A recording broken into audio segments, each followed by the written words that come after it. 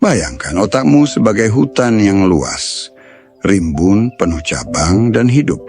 Setiap keputusan, setiap kebiasaan adalah langkah kecil di dalam hutan itu. Awalnya kamu harus menyingkirkan ranting, menginjak rumput liar, membuka jalan yang belum pernah ada. Sulit, melelahkan. Tapi otakmu punya satu sifat unik. Ia tidak suka membuang energi. Ia akan selalu mencari jalan yang paling mudah. Dan disitulah kebiasaan terbentuk. Setiap kali kamu mengulangi sesuatu, minum kopi setiap pagi, mengecek ponsel sebelum tidur, atau menunda pekerjaan, kamu meninggalkan jejak di hutan itu.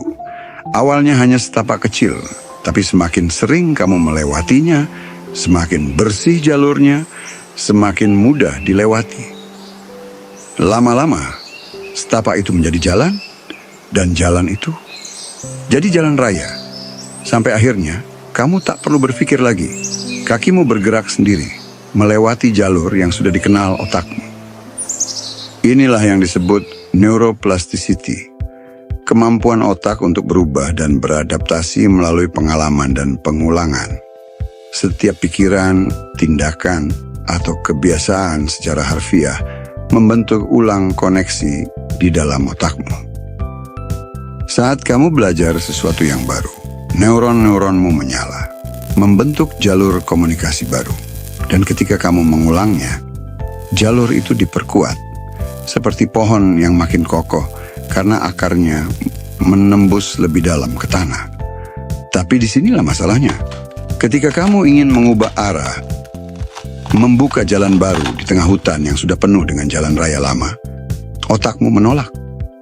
Bukan karena kamu lemah, bukan karena kamu kurang niat, tapi karena otakmu berusaha menghemat energi.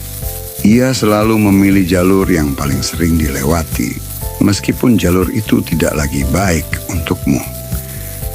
Itulah sebabnya mengapa perubahan terasa berat, terutama saat kamu sudah dewasa.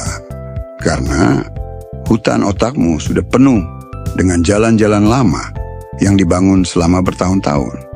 Jadi kalau kamu ingin berubah, jangan paksakan diri dengan tekad semata. Gunakan sistem otakmu sendiri.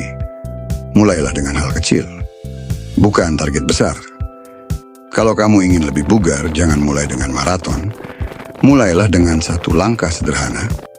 Lakukan 10 squat setiap pagi. Beri otakmu sinyal yang jelas, waktu, tempat, dan pemicu. Misalnya, setiap kali kamu melihat sikat gigi di pagi hari, lakukan squat setelah itu. Atau selalu lakukan di tempat yang sama, jam yang sama.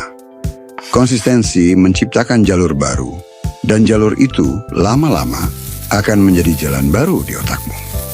Masalahnya, kebiasaan baik jarang terasa menyenangkan di awal. Tidak seperti dopamin instan dari media sosial. Jadi, buat prosesnya terasa lebih nikmat. Dengarkan lagu favoritmu saat berolahraga.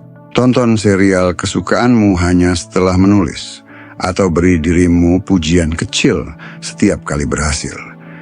Dengan begitu, otakmu mulai mengaitkan kebiasaan baru dengan rasa senang. Dan jalan barumu mulai terasa akrab. Proses ini sederhana, tapi tidak mudah. Kadang kamu akan jatuh, kadang kamu lupa, tapi tidak apa-apa. Bahkan saat kamu tersesat, jejak yang pernah kamu buat tidak hilang. Kamu hanya perlu kembali melangkah. Dan berapa lama waktu yang dibutuhkan? Tidak ada angka pasti. Bisa 2 minggu, bisa 8 bulan. Setiap otak berbeda, setiap hutan punya jalannya sendiri. Yang penting, teruskan saja. Sekecil apapun langkahmu, itu tetap membuka jalan baru di otakmu. Karena pada akhirnya, perubahan bukan tentang seberapa cepat kamu berlari, tapi seberapa sabar kamu terus berjalan.